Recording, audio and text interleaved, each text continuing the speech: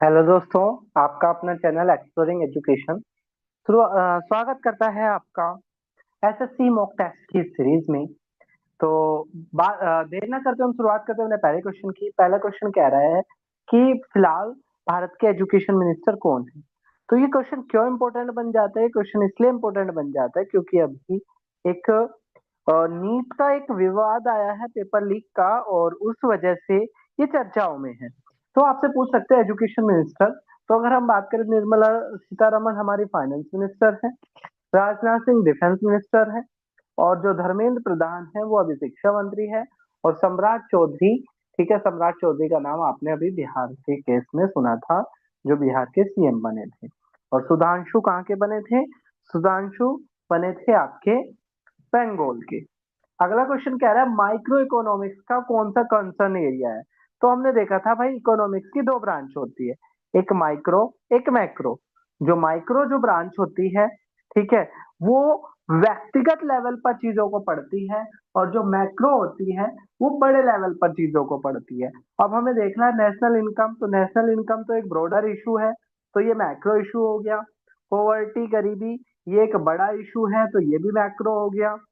बात करें monetary policy, तो मॉनेटरी पॉलिसी भारत में आरबीआई के अंदर मॉनेटरी पॉलिसी कमेटी के द्वारा रेगुलेट की जाती है, और ये भी एक बड़ा मुद्दा है, पूरे देश को प्रभावित करता है। किसी पर्टिकुलर गुड की डिमांड और सप्लाई, ये क्या है? माइक्रो इशू है। तो डी उसका आंसर हो जाएगा। अगला क्वेश्चन कह रहा है इन्फेंट मोर्टेलिटी रेट क्या होती है। ठीक है, तो इन्फेंट बोलते हैं छोटे बच्चे को, मोर्टेलिटी होता है मर जाना। तो जब एक छोटा बच्चा 1 साल से भी कम समय से पहले ही जब उसकी डेथ हो जाती है, उसे हम इन्फेंट मोर्टेलिटी रेट कहते हैं। तो वो कह रहा है कि कितने बच्चों पर निकलती है। जो इन्फेंट मोर्टेलिटी रेट है वो आपके 1,000 बच्चों पर निकलती है किसी समय में, किसी समाज में। ठीक है, 1,000 जन्मे बच्चों पर कितने बच्चे की डेथ हो जाती है 1 साल से पहले, वो उससे निर्धारित होती है इन्फेंट मोर्टेलिटी रेट। अगला क्वेश्चन कह रहा है एक ह्यूमन डेवलपमेंट इंडेक्स HDI, जिसको जो पाकिस्तान के जो महबूब हक और भारत के जो अमर्त्य सेन थे, इन दोनों के प्रयास से HDI इंडेक्स पे काम हुआ था। तो वो कह रहा है HDI में क्या शामिल नहीं होता है। ठीक है, तो लाइफ एक्सपेक्टेंसी एट बर्थ, जन्म के समय जीवन प्रत्याशा, expected year of the schooling, बच्चा कितना टाइम स्कूल में बिताता है, gross national income and purchasing power, बाकी सब है। स्किल डेवलपमेंट इसमें शामिल नहीं है। अगला क्वेश्चन कह रहा है एक बुक है वेल्थ ऑफ अ नेशन। ठीक है, वेल्थ ऑफ नेशन किस इकोनॉमिस्ट की बुक है? तो अगर हम इस बुक की बात करें तो वेल्थ ऑफ नेशन नाम की जो बुक है वो इकोनॉमिक्स के फादर कहे जाने वाले एडम स्मिथ की बुक है। ठीक है, तो सी क्या हो जाएगा? अपना सही आंसर हो जाएगा। ठीक है, बात करें sun of British empire never set. ठीक है, ब्रिटिश एम्पायर का, ब्रिटिश साम्राज्य का सूरज कभी नहीं छिपता था। इसका मतलब क्या है? कि वो बहुत ज्यादा स्ट्रॉन्ग थे इस वजह से, या उनका सारे कॉन्टिनेंट में उनका ओरिजिन था इस वजह से, या उनकी ईस्टर्न और वेस्टर्न हेमिस्फेयर दोनों में था, या नॉर्दर्न और साउदर्न दोनों हेमिस्फेयर में उनकी एग्जिस्टेंस थी। तो इसका जो सही आंसर हो जाएगा वो सी हो जाएगा। ठीक है, जैसे क्या होता है कि पृथ्वी वेस्ट टू ईस्ट घूमती है, ठीक है, तो सूरज हमें ईस्ट में उगता हुआ प्रतीत होता है। तो ब्रिटिश की कॉलोनी इधर ईस्ट में भी थी, वेस्ट में भी थी। तो अगर यहाँ पर रात है तो यहाँ दिन है, फिर यहाँ रात है तो यहाँ दिन है। तो कहने का मतलब है कि ब्रिटिश साम्राज्य का जो सूरज था वो कभी नहीं छिपता था, यानी कि उसकी किसी ना किसी कॉलोनी में दिन जरूर होता था। तो इसका आंसर हो जाएगा सी। अब बात करें नेक्स्ट क्वेश्चन की। क्वेश्चन नंबर 7, वो ये कह रहा है इनको अरेंज करो। ठीक है, तो अगर हम यहाँ पर देखो, इनके ईयर आपको पता होना चाहिए। भारत में पहली रेल चली थी 1800 किसमें? 1853 में। पहली कॉटन की मिल लगी थी 1854 में। जूट की फैक्ट्री भी कब लगी थी? 1854 में। पहली हवाई यात्रा को कौन कब थी? 1911 की। ठीक है, तो अगर हम यहाँ पर अरेंज करें तो सबसे पहले ए आएगा, फिर बी आएगा, फिर डी आएगा, और फिर सी आएगा। तो ये क्या हो जाएगा? अपना सही सीक्वेंस हो जाएगा। बात करें हम नेक्स्ट क्वेश्चन की। वो कह रहा है इनमें से कौन से सही मैच नहीं है। ठीक है, ये कुछ कोयले की माइंस है। रानीगंज वेस्ट बंगाल में है, झरिया झारखंड में है, तलचर उड़ीसा में है, सिंगरेनी तेलंगाना में, लेकिन जो सिंगरौली है, ठीक है, ये आपके हिमाचल प्रदेश के अंदर ये नहीं है। डी क्या हो जाएगा, सही आंसर हो जाएगा। बात करें नेक्स्ट क्वेश्चन की, वो ये कह रहा है वर्ल्ड इकोनॉमिक फोरम नाम की एक संस्था है, उसका हेडक्वार्टर कहाँ पर है। ठीक है, वर्ल्ड इकोनॉमिक फोरम का हेडक्वार्टर कहाँ पर है। अगर हम ऑप्शन की बात करें, ऑप्शन कह रहा है कोलंजी, वॉशिंगटन डीसी, इसके अलावा न्यूयॉर्क और ब्रुसेल्स।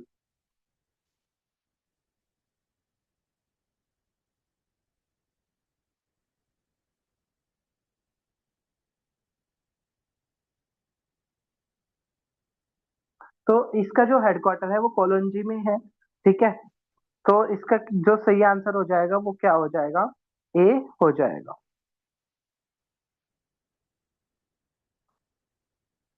और जो कोलंजी है वो आपका जिनेवा के अंदर है। जिनेवा का एक कैंटोनमेंट है ये। नेक्स्ट क्वेश्चन कह रहा है जो रेफ्रिजरेटर है, ठीक है, इस रेफ्रिजरेटर के अंदर जो कूलिंग एजेंट क्या है, यानी कि रेफ्रिजरेटर में कौन ठंडा करता है। तो ऑप्शन की बात करें तो क्लोरोफ्लोरोकार्बन है, मीथेन है, ब्यूटेन है, आइसोब्यूटेन और टेट्राफ्लोरोएथेन। ठीक है, तो बेसिकली क्या है, डी क्या हो जाएगा, सही आंसर हो जाएगा। डी क्या हो जाएगा, सही आंसर हो जाएगा। नेक्स्ट है who is the author of the book Commonwealth and new India. ठीक है, तो कॉमनवेल्थ और न्यू न्यू इंडिया नाम के जो बुक है उसके ऑथर कौन है। तो बात करें महात्मा गांधी, महात्मा गांधी की जो फेवरेट बुक थी, मतलब जो उनकी बुक है वो है my experiment with truth. Madan Mohan Malviya ji को, ठीक है, किसके नाम से जाना जाता है, महामना के नाम से जाना जाता है, और बीएचयू यूनिवर्सिटी के फाउंडर भी थे सुभाष चंद्र बोस। सुभाष चंद्र बोस जिनकी फॉरवर्ड ब्लॉक से जुड़े हुए थे। और इस क्वेश्चन का जो सही आंसर हो जाएगा एनी बेसेंट, इस क्वेश्चन का सही आंसर हो जाएगा। अगला क्वेश्चन कह रहा है जो मॉन्ट्रियल प्रोटोकॉल है वो किससे जुड़ा हुआ है। तो जो मॉन्ट्रियल नाम की जगह पे ये हुआ था, और जो मॉन्ट्रियल प्रोटोकॉल है, ठीक है, वो आपके ग्रीन हाउस गैस के कंट्रोल से जुड़ा हुआ है। तो ए क्या हो जाएगा, इसका सही आंसर हो जाए, बी इसका सही आंसर हो जाएगा। ओजोन लेयर से जुड़ा हुआ था ये, बी वुड बी था।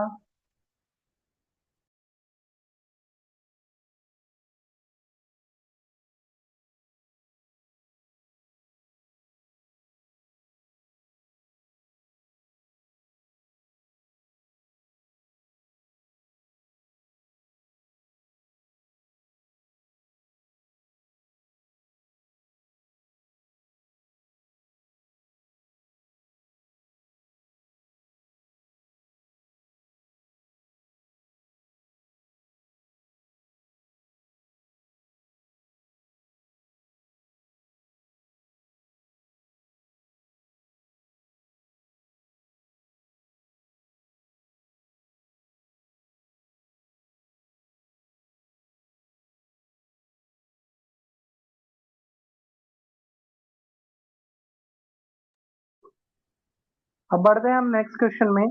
नेक्स्ट क्वेश्चन कह रहा है कि इसमें से ना रॉन्ग स्टेटमेंट बताना है। तो ये जुड़ा हुआ है स्ट्रेटोस्फेयर एटमॉस्फेयर की सेकंड लेयर है, बिल्कुल बात सही है। पहली को ट्रोपोस्फेयर बोलते हैं, दूसरी को स्ट्रेटो बोलते हैं। वो ये कह रहा है जो ये स्ट्रेटोस्फेयर है इसमें ऊंचाई के साथ साथ, ठीक है, टेम्परेचर जो है वो घटता है। तो देखते हैं ऐसा है क्या। दूसरा कह रहा है हवाई जहाज इसी में उड़ाए जाते हैं, ट्रोपोस्फेयर में नहीं उड़ाए जाते क्योंकि ट्रोपोस्फेयर में बहुत सारी डिस्टरबेंस होती है। चौथा कह रहा है कि यहाँ पर ओजोन की प्रेजेंस है। तो बेसिकली बात करें, ये जो इसमें क्या है, बी ऑप्शन इसमें गलत है, क्योंकि इसमें ऊंचाई के साथ साथ तापमान बढ़ता है। ओजोन गैस की प्रेजेंस जो है ग्रीन हाउस गैस है, वो ऊंचाई के साथ साथ टेम्परेचर को बढ़ा देती है। जबकि ट्रोपोस्फेयर में क्या होता है, ऊंचाई के साथ साथ तापमान क्या होता है, घटता है। ठीक है, ऊंचाई के साथ साथ इसमें तापमान घटता है। बात करें हम नेक्स्ट क्वेश्चन की। नेक्स्ट क्वेश्चन कह रहा है वेदा वेदों की ओर लौटो रिटर्न्स टू वेदास, ये किस पर्सनालिटी के वर्ड्स हैं। तो दयानंद सरस्वती जी के ये वर्ड है। स्वामी विवेकानंद जाने जाते हैं 1893 की जो शिकागो का जो सम्मेलन हुआ था उसमें, जहां उन्होंने अपने भाषण की शुरुआत करी थी। उन्होंने शुरुआत करी थी माई अमेरिकन ब्रदर एंड सिस्टर से। मदन मोहन मालवीय, जिनको महामना के नाम से जाना जाता है, और बीएचयू के फाउंडर है राजा राम मोहन रॉय, ने सती प्रथा को एंड किया था और ब्रह्मो समाज की स्थापना करी थी। और दयानंद सरस्वती, इसका क्या हो जाएगा, सही आंसर हो जाएगा। बात करें क्वेश्चन नंबर 15 की, वो ये कह रहा है इंडस वैली सिविलाइजेशन, ठीक है, ओवर द टाइम क्या हो गई थी, डिक्लाइन हो गई थी। और एग्जैक्ट तो किसी को नहीं पता, लेकिन कुछ लोग के ना अजेप्शन है कि ऐसा हुआ होगा, ऐसा हुआ होगा और ऐसा हुआ होगा, ठीक है। तो वो कह रहा है कि उनमें से कौन सा इंडस वैली सिविलाइजेशन के एंड का उपयुक्त कारण नहीं माना जाता, सुटेबल रीजन नहीं माना जाता। तो बेसिकली अगर हम बात करें, ठीक है, तो अटैक ऑफ आर्यंस, आर्यंस का अटैक इसका एक बहुत बड़ा कारण माना जाता है, ठीक है। राजाओं में आपसी लड़ाई हो गई, ऐसा कुछ था क्या, आग लग गई, या प्लेग टेक्टोनिक। तो इसका बी सही आंसर हो जाएगा, क्योंकि ऐसा कोई सबूत नहीं मिला कि वहां पर राजा भी होते थे। बात करें नेक्स्ट क्वेश्चन की, वो ये कह रहा है कि भारत की पहली रामसर साइट कौन सी थी। तो आपको पहले ही पता होना चाहिए रामसर साइट किसे कहते हैं। तो ईरान का एक शहर है, और यहाँ पर 1971 में एक वेटलैंड को बचाने को लेकर, दलदली जमीन को बचाने को लेकर एक मीटिंग हुई थी, जिसको रामसर कन्वेंशन के नाम से जाना जाता है। और इसमें शामिल होने वाली जो भारत की पहली साइट थी, वो चिल्का लेक थी। तो ए क्या हो जाएगा, इसका सही आंसर हो जाएगा। और कैलियो देव कहाँ है, आपका राजस्थान के अंदर है। बात करें नेक्स्ट क्वेश्चन की, वो ये कह रहा है जब आपको पोलियो हो जाता है, ठीक है, किसी बच्चे को अगर पोलियो हो जाता है, तो उससे कौन सा ऑर्गन इफेक्ट होता है, ठीक है। पेरिफेरल नर्वस सिस्टम होता है क्या, सेंट्रल नर्वस सिस्टम होता है क्या, या लीवर, या आपका जो लंग्स, ठीक है, लंगस लिखा गया है ये, ठीक है, एक्चुअली ये लंग्स होना चाहिए, ठीक है। तो बेसिकली बात करें यहाँ पर, तो इससे जो हमारा जो नर्वस सिस्टम है उस पे असर पड़ता है, ठीक है। तो इसका जो सही आंसर वैसे होना चाहिए, ठीक है, जो आपका अ,